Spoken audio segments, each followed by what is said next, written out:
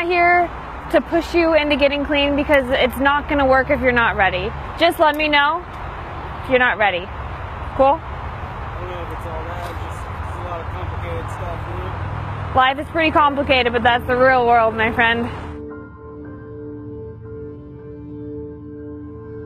Here in Everett, it's just everywhere. Like, this is some real shit out here. This is not a joke, you know? It's everywhere. The epidemic is in every state, and it's blanketed. It's really easier to find.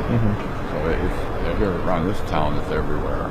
People that you normally wouldn't think that would be involved in it are involved in it. You know, everyone pictures, junkies that come out from under a bridge with a needle hanging out their arm, they're all skinny. No, it's doctors, it's lawyers, it's judges, cops, business people.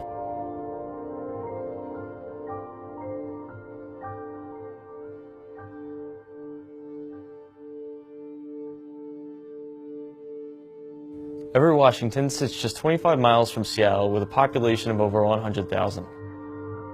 But amid the postcard imagery of evergreens and snow-capped mountains is a town that has slowly been eaten away by opioid addiction. I mean, we saw just this increasing number of people on the street. Our paramedics in the emergency rooms were treating more and more people. It just seemed like an incredibly increasing rate. It just didn't seem normal. But Everett isn't the only small town being eaten away by addiction and overdoses. As the opioid crisis gets worse, the public is becoming more familiar with what an overdose looks like. Locals take to Facebook Live to stream people turning blue in the middle of parking lots. Police departments post photos to show that those who use aren't the only ones affected. The New York Times reports drug overdoses are now the leading cause of death for Americans under 50. In 2016, roughly 64,000 people died in the U.S. from drug overdoses.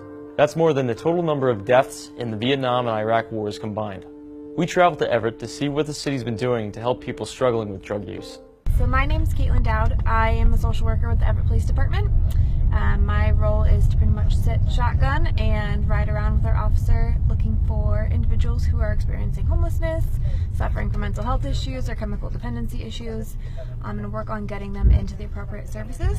We usually just drive around the city, respond to referrals from our fellow officers, and other referrals from community members. Other clients will refer their friends and things like that, so we're working really hard to get people into the services that will help them get on the right path again. Oh, really? I'm sorry to hear that. You got the flu or something? Yeah. Oh, that's a bummer. You guys had asked if, how are you feeling? He's like, oh, I have the flu. But the officers and yourself most likely said that it was Most likely dope sick. Hi. No? Is there anything of your complications that you're dealing with that maybe we might be able to give you a hand with? All right, well, do you still have my card? Yeah. Okay. The phone number on it still works. It does. I'll respond to a call or a text, I promise. I get that there's probably a lot of stuff we can do for you, but we would really like to help you out. Snohomish County is 10% of the state's population, but we have 20% of the overdose deaths. So about 1 in 5 of the overdose deaths in Washington happen in Snohomish County. The city is suing OxyContin distributor Purdue Pharma for millions, claiming the company failed to properly notify authorities about their drug's illegal distribution into the black market. The lawsuit also accuses Purdue of, quote, knowingly, recklessly, and/or negligently supplying OxyContin to obviously suspicious physicians and pharmacies. Purdue denied these allegations and deferred us to a statement on their website. We are deeply troubled by the abuse and misuse of our medication. This lawsuit paints a completely flawed and inaccurate portrayal of events that led to the crisis in Everett, Washington. Mayor Ray Stephenson, who has served Everett since 2003, is the longest-serving mayor the city has ever seen. He says that Purdue knew their product was falling into the wrong hands, but turned a blind eye to it. It wasn't an easy decision to say our community has a problem. Shame to say, my first response is if I could have chartered a few buses and put them all in the bus and gotten them out of our community, that probably would have been the most immediate fix that I could see. I think when you come to the realization that these people are our friends and our neighbors, it really sort of begins to change your mindset. As he transformed his understanding, he began to see that we need to reach out to those who are suffering with empathy, with support, with outreach.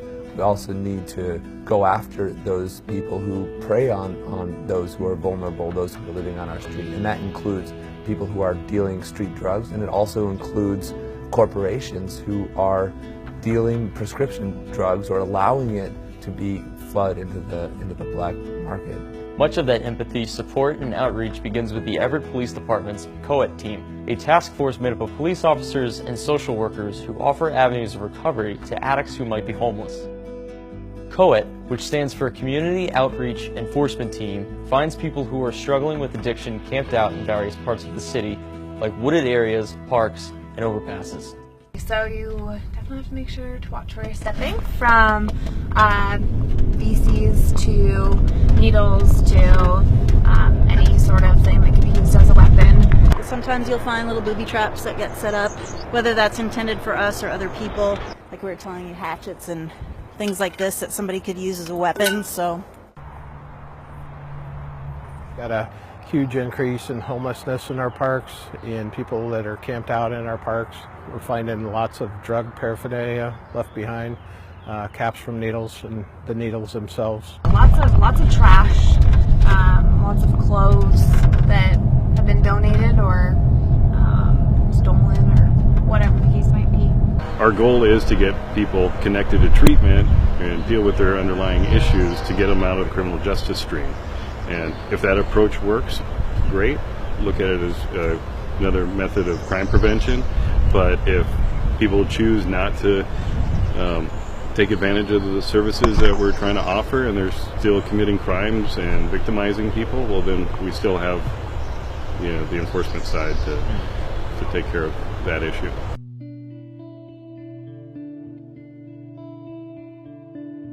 it's not just that you're making these relationships with people, getting them into their housing, and then, okay, well, we're done. You have to keep in contact with people. You have to keep the follow-up, because that's just as important, because it doesn't do any good to get somebody housed and then 2 months later they're back on the street again. But if we can save one, and then 10, and then 50, it's worth it.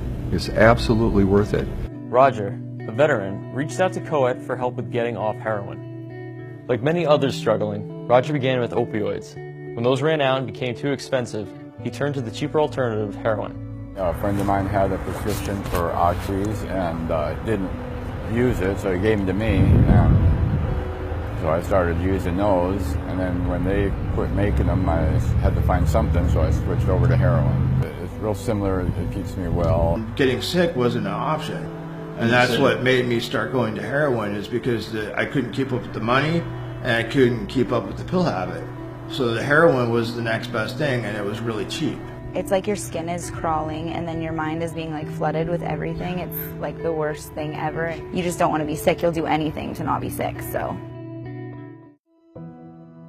We are a blue-collar town, and somebody described it to me one time as sort of a small southern town in disguise. We were, just an everyday town where people worked hard, and I believe the community is so invested in what we're doing to help the people on the streets and to stand up for ourselves against a big pharmaceutical company who's really created tremendous damage in this community. They're behind us. Come November, Everett will have a new mayor. After 14 years, Stephenson has chosen not to run for re-election. He hopes the incoming mayor continues the fight against Purdue Pharma and sees the lawsuit through. My urging to whoever's elected next is you need to continue the efforts to help people on the streets, because helping them will help our collective quality of life. This is the right thing to do to really have a positive impact for many communities across this country in the years to come.